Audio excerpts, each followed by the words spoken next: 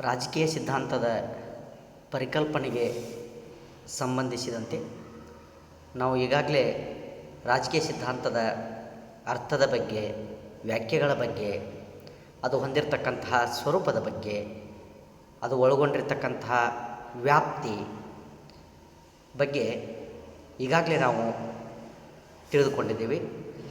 ರಾಜಕೀಯ ಸಿದ್ಧಾಂತದಲ್ಲಿ ಬರ್ತಕ್ಕಂತಹ ಕೊನೆಯ ಕಾನ್ಸೆಪ್ಟ್ ಅಂದರೆ, ಕೊನೆಯ ಅಂಶ ಅಂದರೆ ಅದು ರಾಜಕೀಯ ಸಿದ್ಧಾಂತದ ಮಹತ್ವ, significance or importance of the political theory.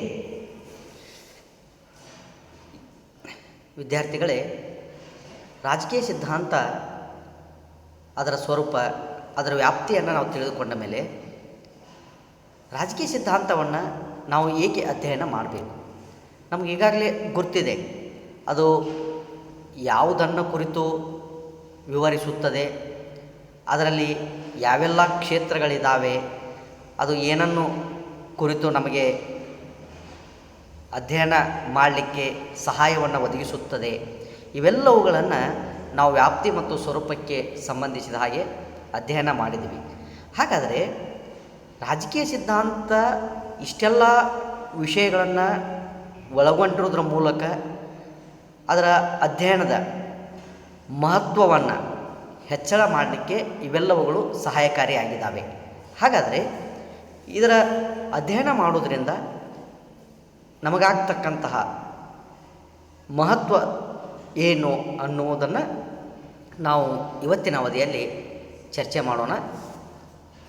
ಇದು ಹೊಂದಿರತಕ್ಕಂತಹ ಮಹತ್ವದ ಅಂಶಗಳನ್ನು ನಾವು ಹಲವಾರು ರೀತಿಯಿಂದ ಅಲ್ಲಿ ನೋಡಬಹುದು.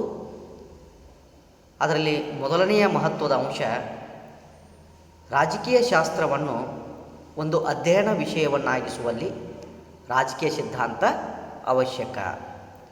ನೋಡಿ, ರಾಜ್ಯಶಾಸ್ತ್ರದ ಅಧ್ಯಯನವನ್ನು ಒಂದು ವಿಷಯವನ್ನಾಗಿಸುವಲ್ಲಿ ರಾಜಕೀಯ ಸಿದ್ಧಾಂತ ಅವಶ್ಯಕ. ಹೇಗೆ? ಯಾವುದೇ ಒಂದು ವಿಷಯದ ಏಕತೆ ಆಗಿರಬಹುದು, ಅದರ ಪ್ರಬುದ್ಧತೆ ಆಗಿರಬಹುದು, ಅದರ ಭವಿಷ್ಯದ ನಿರ್ಧಾರ ಆಗಿರಬಹುದು, ಮತ್ತು ವೈಜ್ಞಾನಿಕ ಲಕ್ಷಣ ಇದನ್ನೇ ಅವಲಂಬಿಸಿವೆ. ಅಂದರೆ ರಾಜಕೀಯ ಸಿದ್ಧಾಂತವನ್ನೇ ಅವಲಂಬಿಸಿವೆ. ರಾಜ್ಯಶಾಸ್ತ್ರಕ್ಕೆ ರಾಜಕೀಯ ಸಿದ್ಧಾಂತ ಒಂದು ಅಡಿಪಾಯದ ರೀತಿಯಲ್ಲಿ ಅಧ್ಯಯನ ಮಾಡ್ತೈತಿ. ನಾವು ರಾಜಕೀಯ ಸಿದ್ಧಾಂತವನ್ನು ತಿಳಿದುಕೊಳ್ಳದೆ, ಅದನ್ನು ಅಧ್ಯಯನ ಮಾಡದೆ ರಾಜ್ಯಶಾಸ್ತ್ರವನ್ನು ತಿಳಿದುಕೊಳ್ಳೋದು ವ್ಯರ್ಥ ಅಂತ ಅನಿಸ್ತದೆ. ರಾಜ್ಯಶಾಸ್ತ್ರವನ್ನು ಅರಿಲಿಕ್ಕೆ ಸಾಧ್ಯವಾಗುವುದಿಲ್ಲ. ಹಾಗಾಗಿ ರಾಜಕೀಯ ಸಿದ್ಧಾಂತವನ್ನು ನಾವು ಅಧ್ಯಯನ ಮಾಡಿದಾಗ ಮಾತ್ರ ರಾಜ್ಯಶಾಸ್ತ್ರದ ಬಗ್ಗೆ ನಮಗೆ ಅರಿವು ಬರಲಿಕ್ಕೆ ಸಾಧ್ಯ ಆಗ್ತೈತಿ, ಅದರ ಬಗ್ಗೆ ತಿಳುವಳಿಕೆ ಮೂಡಲಿಕ್ಕೆ ಆಗ್ತೈತಿ. ಸಿದ್ಧಾಂತ ಏನನ್ನು ನಮಗೆ ಮನವರಿಕೆ ಮಾಡಿಕೊಡ್ತೈತಿ? ಸಿದ್ಧಾಂತ ಯಾವೆಲ್ಲವನ್ನು ನಮಗೆ ತಿಳಿ ಹೇಳ್ತೈತಿ, ಕಲಿಸಿಕೊಡ್ತೈತಿ ಅಂದ್ರೆ ಯಾವುದನ್ನು ನಾವು ಪರಿಗಣಿಸಬೇಕು ಮತ್ತು ಯಾವುದನ್ನು ತಿರಸ್ಕರಿಸಬೇಕು ಅನ್ನೋದ್ರ ಬಗ್ಗೆ ಮಾಹಿತಿಯನ್ನು ಮತ್ತು ನಿರ್ದೇಶನವನ್ನು ನೀಡ್ತಕ್ಕಂಥ ಕೆಲಸ ಸಿದ್ಧಾಂತ ಮಾಡುವುದರಿಂದ ಸಿದ್ಧಾಂತದ ಅರಿವು ಅತ್ಯವಶ್ಯಕ. ರಾಜಕೀಯ ಸಿದ್ಧಾಂತವನ್ನು ನಾವು ಸಂಪೂರ್ಣವಾಗಿ ತಿಳಿದುಕೊಂಡಾಗ ಮಾತ್ರ ರಾಜ್ಯಶಾಸ್ತ್ರದ ಅಧ್ಯಯನ ಪೂರ್ಣವಾಗುತ್ತದೆ, ರಾಜ್ಯಶಾಸ್ತ್ರವನ್ನು ನಾವು ತಿಳ್ಕೊಳ್ಳಿಕ್ಕೆ ಕಾರಣ ಆಗ್ತೈತಿ. ಎರಡನೇ ಮಹತ್ವದ ಅಂಶ, ಇದು ವೈಜ್ಞಾನಿಕ ವಿವರಣೆ ನೀಡಲು ಸಹಾಯಕಾರಿ. ರಾಜಕೀಯ ಸಿದ್ಧಾಂತ ಕೆಲವು ಕ್ಷೇತ್ರಗಳಿಗೆ ಸಂಬಂಧಿಸಿದ ಹಾಗೆ ಕೆಲವು ಅಂಶಗಳನ್ನು ನಾವು ನೋಡಿದಾಗ ವೈಜ್ಞಾನಿಕ ವಿವರಣೆ ನೀಡಲಿಕ್ಕೆ ಸಹಾಯಕಾರಿಯಾಗಿದೆ ಅಂತ ಹೇಳ್ಬೋದು. ಯಾವುವು? ರಾಜ್ಯ ಇರಬಹುದು, ಕಾನೂನು ಇರಬಹುದು, ಮಾನವ ಸ್ವಭಾವ ಇರಬಹುದು. ಇವೆಲ್ಲ ಅಂಶಗಳಿಗೆ ಸಂಬಂಧಿಸಿದ ಹಾಗೆ ಇವುಗಳ ಅರ್ಥವನ್ನು, ಇವುಗಳ ವ್ಯಾಖ್ಯಾನಗಳನ್ನು ವೈಜ್ಞಾನಿಕವಾಗಿ ಇರುವುದನ್ನು ನಾವು ಕಾಣ್ತಾ ಇದ್ದೀವಿ. ಕಾರಣ, ಈ ಸಿದ್ಧಾಂತಗಳ ಅಧ್ಯಯನ ಅತ್ಯಂತ ಮಹತ್ವವಾಗಿರ್ತಕ್ಕಂಥದ್ದು. ಸಿದ್ಧಾಂತ ಯಾವಾಗಲೂ ಅಧ್ಯಯನಕ್ಕೆ ಒಂದು ಚೌಕಟ್ಟನ್ನು ಒದಗಿಸ್ತೈತಿ. ಅದರ ಗುರಿ, ಅದರ ಉದ್ದೇಶವನ್ನು ಒದಗಿಸ್ತಕ್ಕಂಥದ್ದು. ಯಾವುದನ್ನು ನಾವು ಸ್ವೀಕಾರ ಮಾಡಬೇಕು, ಯಾವುದನ್ನು ನಾವು ಸ್ವೀಕಾರ ಮಾಡಬಾರ್ದು ಅನ್ನೋದನ್ನು ಅರಿಲಿಕ್ಕೆ ಸಿದ್ಧಾಂತ ಅವಶ್ಯಕ. ಆದ್ದರಿಂದ ರಾಜ್ಯ ಇರಬಹುದು, ಕಾನೂನು ಇರಬಹುದು, ಮಾನವ ಸ್ವಭಾವ ಇರಬಹುದು, ಇವೆಲ್ಲವುಗಳಿಗೆ ಸಂಬಂಧಿಸಿದ ಹಾಗೆ ರಾಜಕೀಯ ಸಿದ್ಧಾಂತ ವೈಜ್ಞಾನಿಕ ವಿವರಣೆಯನ್ನು ನೀಡ್ತೈತಿ. ಮೂರನೇದ್ದು, ಇದು ಹೊಸ ಕ್ಷೇತ್ರಗಳನ್ನು ಮತ್ತು ವಿಚಾರಗಳನ್ನು ಸಂಶೋಧಿಸಲು ಸಹಾಯ. ವಿದ್ಯಾರ್ಥಿಗಳೇ, ಸಿದ್ಧಾಂತ ಯಾವಾಗಲೂ ವಾಸ್ತವಿಕ ನೆಲೆಗಟ್ಟಿನಲ್ಲಿ ಅಧ್ಯಯನ ಮಾಡಲಿಕ್ಕೆ ಸಂಶೋಧಕನಿಗೆ ಹಚ್ಚುವಂಥದ್ದು. ನೈಜತೆ ಕುರಿತು, ಸತ್ಯವನ್ನು ಕುರಿತು ಅಧ್ಯಯನ ಮಾಡ್ತಕ್ಕಂಥದ್ದೇ ಸಿದ್ಧಾಂತ. ಒಬ್ಬ ಸಂಶೋಧಕ ಯಾವುದೇ ಒಂದು ಕ್ಷೇತ್ರದ ಬಗ್ಗೆ ಸಂಶೋಧನೆಯನ್ನು ಮಾಡಬೇಕಾದ್ರೆ ವಾಸ್ತವಿಕ ನೆಲೆಗಟ್ಟಿನಲ್ಲಿ ತನ್ನ ಸಂಶೋಧನೆಯನ್ನು ಮಾಡಬೇಕಾಗ್ತದೆ. ವಾಸ್ತವಿಕ ನೆಲೆಗಟ್ಟಿನಲ್ಲಿ ಆ ಸಂಶೋಧಕ ಸಂಶೋಧನೆಯನ್ನು ಮಾಡಿದರೆ ಮಾತ್ರ ಹೊಸ ಕ್ಷೇತ್ರಗಳನ್ನು, ಹೊಸ ಹೊಸ ವಿಚಾರಗಳನ್ನು ಕಂಡುಹಿಡೀಲಿಕ್ಕೆ ಆ ಸಂಶೋಧಕನಿಗೆ ಸಹಾಯ ಆಗ್ತದೆ. ಅವನಿಗೆ ಸಹಾಯವನ್ನು ಒದಗಿಸ್ತಕ್ಕಂಥದ್ದು ಅಧ್ಯಯನ ಕ್ಷೇತ್ರ ಯಾವುದು ಅಂದರೆ ರಾಜಕೀಯ ಸಿದ್ಧಾಂತ. ರಾಜಕೀಯ ಸಿದ್ಧಾಂತ ಮುಂದಾಗಬಹುದಾದದ್ದನ್ನು, ಅಂದರೆ ಭವಿಷ್ಯದಲ್ಲಿ ನಡೀತಕ್ಕಂಥದ್ದನ್ನು ಮುಂಚಿತವಾಗಿನ ನಿರ್ಧರಿಸಲಿಕ್ಕೆ ಇದರ ಅಧ್ಯಯನ ರಾಜಕೀಯ ಚಿಂತಕರುಗಳಿಗೆ ಸಹಾಯ ಮಾಡ್ತೈತಿ. ನಾಲ್ಕನೇದು, ರಾಜಕೀಯ ಮೌಲ್ಯವನ್ನು ತಿಳಿಸುತ್ತದೆ. ಇದು ಇನ್ನೊಂದು ಮಹತ್ವದ ಅಂಶ. ಪ್ಲೇಟೋ ಪ್ರಮುಖ ಪ್ರಾಚೀನ ಕಾಲದ ರಾಜಕೀಯ ಚಿಂತಕ. ಪ್ಲೇಟೋ ಬರೆದಿರ್ತಕ್ಕಂತಹ ಗ್ರಂಥ ರಿಪಬ್ಲಿಕ್. ಈ ರಿಪಬ್ಲಿಕ್ ಗ್ರಂಥದಲ್ಲಿ ಪ್ಲೇಟೋ ಹಲವಾರು ರಾಜಕೀಯ ಮೌಲ್ಯಗಳನ್ನು ಪ್ರತಿಪಾದಿಸ್ತಾನೆ. ಅದರಲ್ಲಿ ಬಹಳ ಮುಖ್ಯವಾದಂತಹ ಸಿದ್ಧಾಂತ ತತ್ವಜ್ಞಾನಿ ಅರಸು, ಫಿಲಾಸಫರ್ ಕಿಂಗ್. ಒಬ್ಬ ಅರಸ ತತ್ವಜ್ಞಾನಿಯಾಗಿ ಆಳ್ವಿಕೆಯನ್ನು ಮಾಡಬೇಕು. ಅರಸರಾದಂಥವರು ತತ್ವಜ್ಞಾನಿಗಳಾದರೆ ಮಾತ್ರ ಪ್ರಾಮಾಣಿಕವಾಗಿ ನಿಷ್ಪಕ್ಷಪಾತತನದಿಂದ ರಾಜ್ಯದ ಅಭಿವೃದ್ಧಿ ಮಾಡಲಿಕ್ಕೆ ಸಹಾಯ ಆಗ್ತೈತಿ ಅನ್ನೋ ಮಾತನ್ನು ಪ್ಲೇಟೋ ತತ್ವಜ್ಞಾನಿ ಅರಸು ಸಿದ್ಧಾಂತದಲ್ಲಿ ಈ ಎಲ್ಲ ವಿಚಾರಗಳನ್ನು ಹೇಳಿರುವಂಥದ್ದು. ಅದನ್ನೇ ಪ್ಲೇಟೋ ಮುಂದುವರೆದು ಹೇಳ್ತಾನೆ, ಆಳುವವರು ಪ್ರಾಮಾಣಿಕರಾಗಿರಬೇಕು. ಅಷ್ಟೇ ಅಲ್ಲ, ದೇಶ ಸೇವೆಯನ್ನು ತಮ್ಮ ಉಸಿರಂತ ತಿಳ್ಕೊಂಡು ಅವರು ಕೆಲಸ ಮಾಡಬೇಕು. ಸಂಪತ್ತಿನ ಸಂಗ್ರಹವನ್ನು ಅವರು ಮಾಡಕೂಡದು. ಪ್ಲೇಟೋ ಕೆಲವು ಅರ್ಹತೆಗಳನ್ನು ಸೂಚಿಸ್ತಾನೆ. ತತ್ವಜ್ಞಾನಿ ಅರಸರ ಆಗಲಿಕ್ಕೆ ಅವನು ಸೂಚಿಸ್ತಕ್ಕಂಥ ಅರ್ಹತೆಗಳನ್ನು ನಾವು ನೋಡಿದರೆ ನಿಜವಾಗಿಯೂ ರಾಜಕೀಯ ಮೌಲ್ಯವನ್ನು ಒಳಗೊಂಡಿರ್ತಕ್ಕಂಥ ಸಿದ್ಧಾಂತ ಅನ್ನುವ ಒಂದು ತೀರ್ಮಾನಕ್ಕೆ ನಾವು ಬರಬೇಕಾಗ್ತದೆ. ಆಳುವವರು ಕುಟುಂಬವನ್ನು ಹೊಂದಕೂಡದು, ಮದುವೆಯನ್ನು ಆಗಕೂಡದು, ಸಂಪತ್ತನ್ನು ಅಂದರೆ ಆಸ್ತಿಯನ್ನು ಸಂಗ್ರಹಣೆ ಮಾಡಕೂಡದು. ಒಟ್ಟಾರೆಯಾಗಿ ಅವರ ಜೀವನ ಇತರರಿಗೋಸ್ಕರ ಇರುವಂಥದ್ದು, ತ್ಯಾಗಮಯ ಜೀವನ. ಇದನ್ನು ಪ್ಲೇಟೋ ಸಮತಾವಾದ ಸಿದ್ಧಾಂತದ ಮೂಲಕ, ತತ್ವಜ್ಞಾನಿ ಅರಸು ಸಿದ್ಧಾಂತದ ಮೂಲಕ ಸೂಚಿಸುವುದರ ಜೊತೆಗೆ ಅವನ ಸಿದ್ಧಾಂತದಲ್ಲಿ ರಾಜಕೀಯ ಮೌಲ್ಯ ಯಾವ ರೀತಿಯಾಗಿ ಅಡಗಿದೆ ಅನ್ನೋದನ್ನು ನಾವು ತಿಳ್ಕೊಳ್ಳಿಕ್ಕೆ ಸಾಧ್ಯ ಆಗ್ತದೆ. ಐದನೇದ್ದು, ಕ್ರಾಂತಿಕಾರಿ ಸಿದ್ಧಾಂತವಿಲ್ಲದೆ ಕ್ರಾಂತಿಕಾರಿ ಹೋರಾಟ ಸಾಧ್ಯವಿಲ್ಲ. ಕಾರ್ಲ್ ಮಾರ್ಕ್ಸ್ ಸಮತಾವಾದ ಸಿದ್ಧಾಂತ. ಜರ್ಮನಿಯಲ್ಲಿ ಬಂಡವಾಳಶಾಹಿ ವರ್ಗ ಮತ್ತು ಕಾರ್ಮಿಕರ ಮಧ್ಯೆ ನಡೆದಂಥ ಹೋರಾಟ.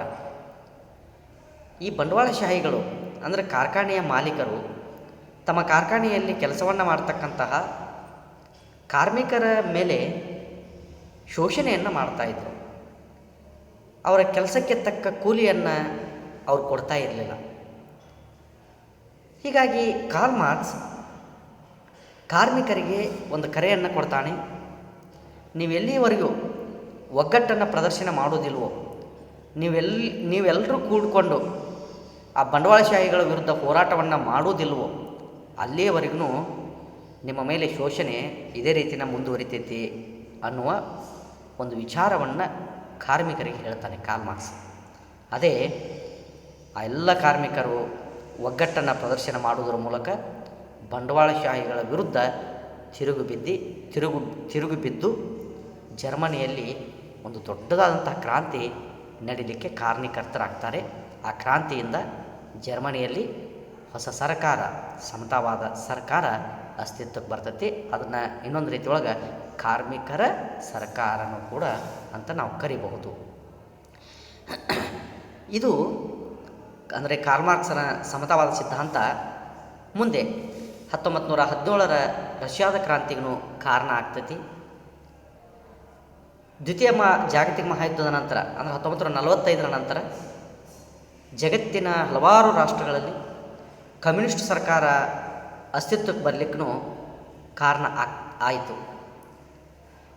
ಜಾಗತೀಕರಣ ಸಿದ್ಧಾಂತ ಇಂದು ಪ್ರಪಂಚದ ಜೀವನದ ಮೇಲೆ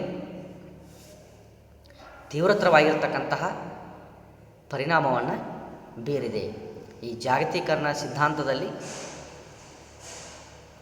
ಗ್ಲೋಬಲ್ ವರ್ಲ್ಡ್ ಅಂತ ನಾವೇನು ಹೇಳ್ತೀವಿ, ಜಾಗತೀಕರಣಗೊಂಡ ವಿಶ್ವ ಅಂತ ನಾವೇನು ಹೇಳ್ತೀವಿ, ಇಡೀ ಜಗತ್ತೇ ಒಂದು ಹಳ್ಳಿ ಅಂತ ಇವತ್ತು ಕರೆಯಿಸಿಕೊಳ್ತಕ್ಕಂಥದ್ದು. ಯಾವುದೇ ಒಂದು ರಾಷ್ಟ್ರ ಸ್ವತಂತ್ರವಾಗಿ ಇರಲಿಕ್ಕೆ ಇವತ್ತು ಸಾಧ್ಯ ಇಲ್ಲ. ಪ್ರತಿಯೊಂದು ರಾಷ್ಟ್ರ ಬೇರೆ ಬೇರೆ ರಾಷ್ಟ್ರಗಳೊಂದಿಗೆ ಒಂದಿಲ್ಲ ಒಂದು ರೀತಿಯಿಂದ ಸಂಬಂಧವನ್ನು ಹೊಂದಿರಲೇಬೇಕು. ಇದು ಜಾಗತೀಕರಣ ಸಿದ್ಧಾಂತ. ಇನ್ನು 6ನೆಯ ಮಹತ್ವದ ಅಂಶ ಅಂದರೆ ಸಾರ್ವಜನಿಕರು ಸರ್ಕಾರದ ವಿಧ ಮತ್ತು ಆಡಳಿತಗಾರರ ಶಾಸನಬದ್ಧತೆಯನ್ನು ತಿಳಿಯಲು ಉಪಕಾರಿಯಾಗಿದೆ. ರಾಜಕೀಯ ಸಿದ್ಧಾಂತ ಸಾರ್ವಜನಿಕರಿಗೆ ಸರ್ಕಾರದ ವಿಧಗಳ ಬಗ್ಗೆ, ಅದರ ಅಧಿಕಾರ ಮತ್ತು ಕಾರ್ಯಗಳ ಬಗ್ಗೆ, ಆಡಳಿತಗಾರರ ಶಾಸನಬದ್ಧತೆಯನ್ನು ತಿಳಿದುಕೊಳ್ಳಲಿಕ್ಕೆ ಉಪಕಾರಿಯಾಗಿದೆ ರಾಜಕೀಯ ಸಿದ್ಧಾಂತ. ಆಳುವ ಗುಂಪು ಅಧಿಕಾರದಲ್ಲಿ ಉಳಿಬೇಕಾದರೆ ಅದಕ್ಕೆ ರಾಜಕೀಯ ಸಿದ್ಧಾಂತನ ಕಾರಣ. ಅಧಿಕಾರದಲ್ಲಿ ಉಳಿಯುವುದರ ಮೂಲಕ ಯಾವ ರೀತಿಯಾಗಿ ತಮ್ಮ ಅಧಿಕಾರವನ್ನು ಉಳಿಸಿಕೊಳ್ಳಬೇಕು ಅನ್ನೋದಕ್ಕೂ ಸಹಿತ ರಾಜಕೀಯ ಸಿದ್ಧಾಂತ ಕಾರಣವಾಗಿದೆ. ಆಳುವವರು ವಿದ್ಯಾವಂತರಾಗಿರಲಿ ಅಥವಾ ಅವಿದ್ಯಾವಂತರಾಗಿರಲಿ ಅಧಿಕಾರದಲ್ಲಿ ಮುಂದುವರಿತಾರೆ, ಅಧಿಕಾರದಲ್ಲಿ ಉಳಿಯುತ್ತಾರೆ. ಇದಕ್ಕೆ ಕಾರಣ ರಾಜಕೀಯ ಸಿದ್ಧಾಂತ ಅಂತಲೇ ನಾವು ಹೇಳಬಹುದು. 7ನೇದು, ಡೇವಿಡ್ ಈಸ್ಟನ್ನರು ರಾಜಕೀಯ ಸಿದ್ಧಾಂತದ ಮಹತ್ವವನ್ನು ಈ ರೀತಿ ಹೇಳಿದ್ದಾರೆ. ವರ್ತನವಾದದ ಪ್ರಮುಖ ಸಿದ್ಧಾಂತಕಾರ ಡೇವಿಡ್ ಈಸ್ಟನ್, ರಾಜ್ಯಶಾಸ್ತ್ರದ ಪ್ರಮುಖ ಲೇಖಕ ಕೂಡ. ಡೇವಿಡ್ ಈಸ್ಟನ್ನರು ರಾಜಕೀಯ ಸಿದ್ಧಾಂತದ ಮಹತ್ವದ ಅಂಶಗಳನ್ನು 4 ವಿಧಗಳಾಗಿ ಅಲ್ಲೇ ಸೂಚಿಸ್ತಾರೆ. ಅದರಲ್ಲಿ ರಾಜಕೀಯ ವ್ಯವಸ್ಥೆ ಕುರಿತು ಜ್ಞಾನ ಬರುವುದು. ರಾಜಕೀಯ ಸಿದ್ಧಾಂತವನ್ನು ನಾವು ಅಧ್ಯಯನ ಮಾಡೋದರಿಂದ, ರಾಜಕೀಯ ಸಿದ್ಧಾಂತವನ್ನು ನಾವು ಓದುವುದರಿಂದ ರಾಜಕೀಯ ವ್ಯವಸ್ಥೆ, ಪೊಲಿಟಿಕಲ್ ಸಿಸ್ಟಮ್, ಈ ರಾಜಕೀಯ ವ್ಯವಸ್ಥೆ ಬಗ್ಗೆ ಜ್ಞಾನ ಬರಲಿಕ್ಕೆ ಸಹಾಯಕಾರಿ ಆಗ್ತೈತಿ. ಅಂದರೆ ರಾಜಕೀಯ ವ್ಯವಸ್ಥೆ ಕುರಿತು ಜ್ಞಾನ ಬರಬೇಕಾದ್ರೆ ನಾವು ರಾಜಕೀಯ ಸಿದ್ಧಾಂತದ ಅಧ್ಯಯನ ಮಾಡಬೇಕು. ರಾಜಕೀಯ ವ್ಯವಸ್ಥೆಯಲ್ಲಿನ ದೋಷಗಳನ್ನು ಅರಿಯಲು ಹಾಗೂ ಅವುಗಳನ್ನು ನಿವಾರಿಸಲು ಇದು ಸಹಾಯಕ. ರಾಜಕೀಯ ವ್ಯವಸ್ಥೆಯಲ್ಲಿ ಇರುವ ದೋಷಗಳನ್ನು ತಿಳಿದುಕೊಳ್ಳುವುದು ಅಷ್ಟೇ ಅಲ್ಲ, ಅವುಗಳಿಗೆ ಯಾವ ರೀತಿಯ ಪರಿಹಾರಗಳನ್ನು ಕೊಡಬಹುದು, ಆ ಸಮಸ್ಯೆಗಳನ್ನು ನಿವಾರಿಸಲಿಕ್ಕೆ, ಆ ದೋಷಗಳನ್ನು ಹೋಗಲಾಡಿಸಲಿಕ್ಕೆ ಯಾವ ಪರಿಹಾರಗಳನ್ನು ಸೂಚಿಸಬೇಕು, ನಿವಾರಿಸಬೇಕು ಅನ್ನೋದನ್ನು ತಿಳಿದುಕೊಳ್ಳಲಿಕ್ಕೆ ರಾಜಕೀಯ ಸಿದ್ಧಾಂತ ಸಹಾಯಕಾರಿಯಾಗಿದೆ. ಸಿ. ರಾಜ್ಯಶಾಸ್ತ್ರ ಅಧ್ಯಯನಕ್ಕೆ ರಾಜಕೀಯ ಸಿದ್ಧಾಂತ ಅಧ್ಯಯನ ಅನಿವಾರ್ಯ. ಯಾಕೆಂದರೆ ರಾಜಕೀಯ ಸಿದ್ಧಾಂತವನ್ನು ನಾವು ಅಧ್ಯಯನ ಮಾಡದೆ, ರಾಜಕೀಯ ಸಿದ್ಧಾಂತವನ್ನು ನಾವು ಅರಿಯದೆ, ಅದನ್ನು ನಾವು ತಿಳಿದುಕೊಳ್ಳದೆ ರಾಜ್ಯಶಾಸ್ತ್ರದ ಅಧ್ಯಯನವನ್ನು ಮಾಡಲಿಕ್ಕೆ, ರಾಜ್ಯಶಾಸ್ತ್ರವನ್ನು ತಿಳಿದುಕೊಳ್ಳಲಿಕ್ಕೆ ಖಂಡಿತವಾಗಿಯೂ ನಮಗೆ ಸಾಧ್ಯವಿಲ್ಲ. ಹೀಗಾಗಿ ರಾಜ್ಯಶಾಸ್ತ್ರವನ್ನು ನಾವು ಅಧ್ಯಯನ ಮಾಡಬೇಕಾಗಿತ್ತು ಅಂದರೆ ಅದಕ್ಕಿಂತಲೂ ಮುಂಚೆ ರಾಜಕೀಯ ಸಿದ್ಧಾಂತವನ್ನು ನಾವು ತಿಳಿದುಕೊಳ್ಳೋದು ಅವಶ್ಯಕ, ಅನಿವಾರ್ಯ. ಡಿ. ಸಂಶೋಧಕರಿಗೆ ಅವಶ್ಯ. ಒಬ್ಬ ಸಂಶೋಧಕ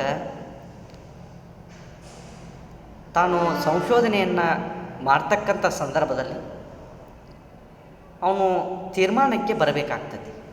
ಸಂಶೋಧನೆಯನ್ನು ಕೈಗೊಂಡ ನಂತರ ಆ ತೀರ್ಮಾನಕ್ಕೆ ಬರಲಿಕ್ಕೆ ಅವನಿಗೆ ಸಹಾಯವನ್ನು ಒದಗಿಸ್ತಕ್ಕಂಥದ್ದು ಯಾವುದು ಅಂದರೆ ಅದು ರಾಜಕೀಯ ಸಿದ್ಧಾಂತ. ಹೀಗಾಗಿ ಸಂಶೋಧಕರಿಗೆ ರಾಜಕೀಯ ಸಿದ್ಧಾಂತ ತೀರ್ಮಾನಕ್ಕೆ ಬರಲು ಸಹಾಯವನ್ನು ಒದಗಿಸುತ್ತದೆ ಅಂತ ತಿಳ್ಕೊಂಡು ನಾವು ಡೇವಿಡ್ ಈಸ್ಟನ್ನರ ಈ ಎಲ್ಲ 4 ಮಹತ್ವದ ಅಂಶಗಳನ್ನು ನಾವು ಈ ರೀತಿಯಾಗಿ ತಿಳಿದುಕೊಳ್ಳಬಹುದು.